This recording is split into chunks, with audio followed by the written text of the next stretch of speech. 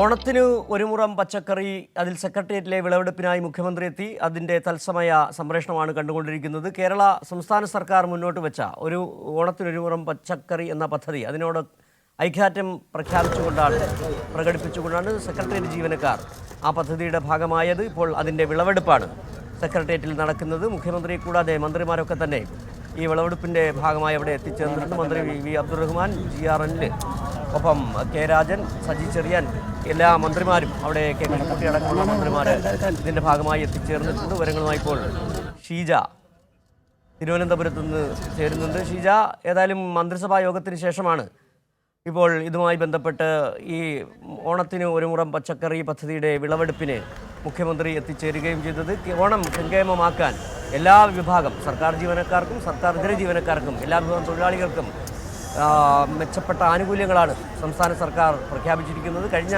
വർഷത്തേക്കാൾ കൂടുതൽ തുക പല കാര്യങ്ങൾക്കും പല മേഖലകൾക്കും വകയിരുത്തുകയും ചെയ്തിട്ടുണ്ട്.